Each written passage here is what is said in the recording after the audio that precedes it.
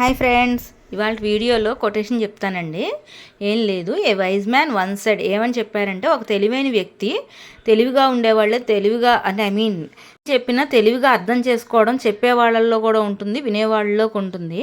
ఆయన ఏం చెప్పారంటే, నెవర్ రెస్పాన్స్ టు ఇన్సల్ట్స్, అంటే ఎవరైనా అవమానించినా కూడా దానికి మనం బాధపడకుండా, సర్లే వాళ్ళు ఏదో టైం వేస్ట్ చేసుకుంటున్నారు, వాళ్ళు మనల్ని ఇన్సల్ట్ చేసే దాంట్లో టైం వేస్ట్ చేసుకుంటున్నారు, అలాంటి టైంని మనం వేస్ట్ చేయకూడదు అని చెప్పి వదిలేసి మన ఎదుగుదలతో వాళ్ళకి సమాధానం చెప్పాలి. దాంతో వాళ్ళని ఇరిటేట్ చేయాలి. అంటే మన సక్సెస్ మన మౌనంతోనే వాళ్ళని ఇరిటేట్ చేయాలి అని చెప్పి ఒక తెలివిగల వ్యక్తి చెప్పారంట. అంటే తెలివిగల మాట వింటే తెలివిగా ఉండొచ్చు, దాని గురించి మనం టైం వేస్ట్ చేసుకోకూడదు ఆ మాట దగ్గర, అవమానం దగ్గర అని చెప్పి చెప్పడం అనమాట. చాలా మంచి మాట. ఏదైనా కొన్ని వదిలేస్తేనే కొంతవరకు ముందుకెళ్ళగలం అనేది ఈ కొటేషన్ మీనింగ్ అనమాట. వినే వాళ్ళకి కొంచెం ఫాలో అయితే బాగానే ఉంటుందండి. సో ఇదైతే నిన్నటి వ్లాగ్ అనమాట. యాక్చువల్గా మార్నింగ్ ఇడ్లీలోకి సాంబార్ చేద్దామని చెప్పేసి ఇంక మార్నింగే సాంబార్ అయితే పొయ్యి మీద పెట్టేశాను. ఇంక ఇడ్లీ ప్రిపరేషన్కి ఇంకా అన్నం వండేసి క్యారేజీలు అయితే పంపించాలి కదా, ఇంక దానికోసం కూడా బియ్యం అది అయితే కొలిచేసుకుంటున్నా. ఫస్ట్ సాంబార్ కనుక పొయ్యి మీదకి వెళ్తే కొంచెం వెనక్గాగి ఇడ్లీలోకి రెడీ అవ్వాలి. వాళ్ళు టిఫిన్ చేసే లోపు తర్వాత లంచ్ క్యారేజీలు అయితే సర్దేసుకోవచ్చు కాబట్టి ఫస్ట్ ఆ ప్రిపరేషన్ అయితే చేసేసానండి. ఇంక తర్వాత సాంబార్ ఉంది కాబట్టి ఇంకా వెరైటీస్గా ఆ ఫ్రై లిక్విడ్కి తగ్గట్టుగా ఫ్రైయో పచ్చడో ఇంకోటి ఏదైనా చేసుకుంటాం కాబట్టి దొండకాయ పచ్చడి అయితే చేస్తాము. సో 1 by 1 ఆ ప్రిపరేషన్స్ అన్నీ అయిపోతున్నాయి. పిల్లలు ఫ్రెష్ అయ్యి వాళ్ళకి టిఫిన్లు రెడీ చేసేలోపు, నేను ఇక్కడ ప్రిపరేషన్ చేసేలోపు వాళ్ళ టిఫిన్లు అయితే అయిపోతాయి. ఇంకా మాకు ఇడ్లీతో పాటు లైట్గా చట్నీ కూడా కావాలి. ఇంకా అందుకని ఆ ప్రిపరేషన్ కూడా అయితే స్టార్ట్ చేస్తాను. ఇంకా 1 by 1 అనమాట. ఇంకా మార్నింగ్ ఇళ్ళన్నీ క్లీన్ చేసేసుకుని బట్టలు అయితే దండం మీద వేసేసుకుని ఈ 1 by 1 ఈ స్టెప్ ప్రిపరేషన్స్ చేసుకుంటూ ఉంటే ఇంకా ఒక్కొక్కటి పని అయిపోతున్నట్టుగా ఉంటుంది. ఈ బట్టలు దండం మీద వేయడం వల్ల ఏంటంటే ఇంకా టైం సేవ్ అయిపోద్ది. ఈ పనులు అయ్యే లోపు ఆ నీళ్లు కారిపోతాయి. ఇంకా వీళ్ళకి టిఫిన్లు పెట్టి పంపించేసేసి క్యారేజీలు సర్దేస్తే ఇంకా అక్కడికి ఆ పని అయిపోతుంది కదా అని చెప్పి అవి అయితే పెట్టేసుకున్నాను. సాంబారు ఒక్కొక్కళ్ళు ఒక్కొక్క ప్రాసెస్ చేస్తారండి. నేనైతే అన్నీ వేసేసి మరగనిచ్చి లాస్ట్లో తాలింపు వేస్తాము. ఇలా కాకుండా ఫస్టే వెజిటేబుల్స్ వేయాలనుకున్న వెజిటేబుల్స్ అన్నీ ఒక ఏపి తాలింపులో, తర్వాత చింతపండు గుజ్జు పోసి, తర్వాత కందిపప్పును అయితే ఉడకబెట్టింది మిక్సీ చేసుకోవచ్చు. కాకపోతే మా ప్రాసెస్ ఇలా అయితే ఇలాగ ఉంటుంది. అందుకని అన్నీ ఫస్టే వేసేసి పప్పు బాయిల్ చేసేసాక లాస్ట్లో అన్నీ మరిగాక సాంబార్ పొడి వేసి దించేసి తాలింపు వేస్తాం అనమాట. సో ఇదైతే మా ప్రిపరేషను చెప్పాను కదా. ఇంకా ఇడ్లీ అయితే ఇంకా మా చిన్నమ్మాయికి ఇష్టం. వేడివేడిగా ఇడ్లీ సాంబారు అయితే ఏమంటుందంటే, కొంచెం నన్ను డిస్టర్బ్ చేయకు, నేను ఆస్వాదించాలని చెప్పి అంత ఇష్టంగా తింటుంది. ఇంక మా పెద్దమ్మాయి అయితే దోశ. ఇంక ఒక్కొక్కళ్ళు ఒక్కొక్క ప్రిపరేషన్ కాబట్టి ఇంక మార్నింగ్ అంతా హడావుడి. ఇంక తెలియంది ఏముంది, ఇంకా మనం అమ్మలం అంటారా, వాళ్ళ కోసం చాయిస్ అనమాట. ఇంక వాళ్ళు ఏది తింటే మనము అదే అన్నట్టు ఫిక్స్ అయిపోతాం కాబట్టి యాక్చువల్గా నాకు కొంచెం ఇడ్లీనే ఇష్టం. ఈ పిల్లలు అన్నప్పుడు ఇంక వాళ్ళ కోసం కొన్ని కాంప్రమైజ్ అవ్వడాలు, లేదంటే ఇష్టంగా తినకపోయినా తింటాం. అందులో సాంబార్ ఇడ్లీ అయితే మరీ చెప్పక్కర్లేదండి, నాకు కూడా చాలా ఇష్టం. ఇంకా మా వారికి కూడా అంతే. ఏదో అంటే 2 days ఇడ్లీ చేసినప్పుడు 1 day అయినా సాంబార్ ఉంటే బాగుంటుంది అని అనిపిస్తుంది. సో ఇదనమాట మా సాంబార్ స్టోరీ.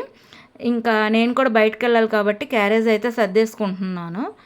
ఈ ఒక్కొక్క రోజు ఒక్కొక్క హడావుడి. చెప్పాను కదా, సండే రోజు అయితే పనులతో బిజీగా ఉంటాం, అదొక రోజు హడావుడి, ఒక రకం హడావుడి.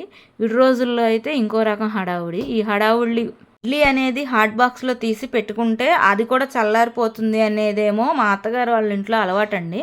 మా అమ్మ వాళ్ళ ఇంట్లో అయితే అన్నీ తీసి ఓ డిష్కి వేసుకుని అయితే పెట్టుకుంటాం. ఇంకా మా అత్తగారు వాళ్ళు అయితే ఏం చేస్తారంటే, మా అత్తగారు ఫస్ట్ నుంచి కూడా పాత్ర తీసుకొచ్చి అందరినీ అలా కూర్చోబెట్టి మధ్యలో కూర్చుని అందరికీ పెట్టే అలవాటు అనమాట. సో అందుకోసం అని చెప్పి నాకు కూడా అదే అలవాటు.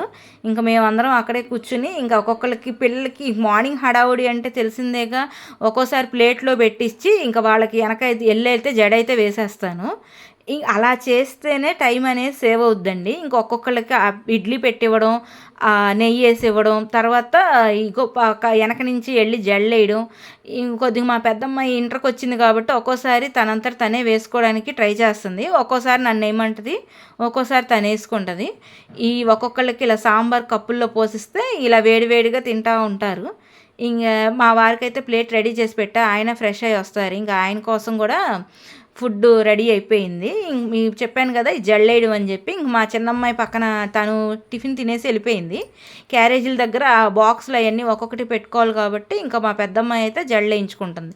ఎక్కువ చిక్కు నన్ను వేయమంటుంది అనమాట. ఇంకా తనకి అలిం కాదని చెప్పి ఒక్కో రోజు ముందు రోజు హెడ్ బాతులు పోసుకున్నా అది ఎంత చిక్కు తీసుకున్నా కర్లింగ్ హెయిర్ అనేసరికి ఒక్కో రోజు అది అలిం కాదండి బాబు.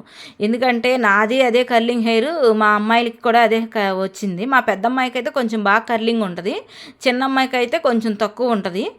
ఇంకా ఈ ఒక్కొక్కళ్ళకి క్యారేజీలు ఇంకా వాళ్ళ చాయిస్ అనమాట. ఏం కావాలి ఏంటి అనేది బాక్సుల్లో సర్దేసి ఈ కర్రీస్ ఇవి ఉన్నాయి, ఇలా ఏది తింటారు ఏంటి ఎట్లా ఎంత క్వాంటిటీ పెట్టాలి అని చెప్పేసి ఒక్కొక్కళ్ళని అలా చెప్తున్నది. ఇదిగోండి ఆ సర్దేటప్పుడు కూడా రోజు వేసే క్వశ్చన్లు అయినా సరే ఒక్కొక్కసారి ఒక్కొక్క ఫ్రస్ట్రేషన్ అనమాట. ఏంటి అంటే సరిగ్గా చెప్పరు వాళ్ళు. ఏదన్నా చెప్పినప్పుడు తక్కువ ముద్ద తీయి ఒక ముద్ద తీయి అంటే అని చెప్పి అన్నం బాక్సుల్లో పెట్టేటప్పుడు అది కూడా తినకపోతే బలం ఎక్కడి నుంచి వస్తుందని చెప్పి అరిచి ఇంకొంచెం పెట్టడం. క్యారేజీలు సర్దేటప్పుడు అదొక డిస్కషను. ఏదైనా అమ్మలు అంటే క్యారేజీలు పంపించడం కానీ ఇంటికి వచ్చే పిల్లలకి లంచ్కి అరేంజ్ చేయడం కానీ ఏదైనా వాళ్ళకి ఫుడ్ పెట్టేది చాలా లాంగ్ ప్రాసెస్ అండి. చాలా ఓర్పుగా పెట్టాల్సి వస్తుంది, ఇష్టంగా పెట్టాలి. సో ఇదనమాట. ఇంక వాళ్ళైతే క్యారేజీలు సర్దేసి పంపించేశాక ఇంకా ఈయన స్కూల్లో దించడానికి అయితే వెళ్ళిపోయారు. మా పెద్దమ్మాయిన కాలేజీ, చిన్నమ్మాయిన స్కూలు.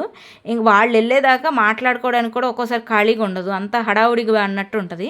ఇంకా అంట్లు మామగారు వచ్చాక కూడా మాట్లాడడానికి కుదరదు. ఈ బట్టలు మడతేస్తూ ఒక్కోసారి మామగారితో ఏంటి మామగారు సంగతులు అని చెప్పి అప్పుడు మాట్లాడడానికి కుదురుద్ది.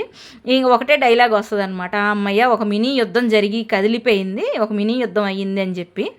ఈ యాక్చువల్గా క్యారేజీలు ఉండే ప్రతి ఒక్కళ్ళ ఇంట్లో కూడా రోజు ఇలా మినీ యుద్ధమే జరుగుద్దేమో. ఇదివరకు అంటే మా క్యారేజీలు కొంచెం లేట్గా పంపించేదాన్ని. ఇప్పుడు నేను కూడా బయటకు వెళ్ళాల్సి రావడంతో ఇంక మార్నింగే పంపించేసరికి హడావుడి అంటే ఏంటో తెలుస్తుంది. నైట్ వ్లాగ్ అయితే షూట్ చేయలేదు ఫ్రెండ్స్. బాయ్.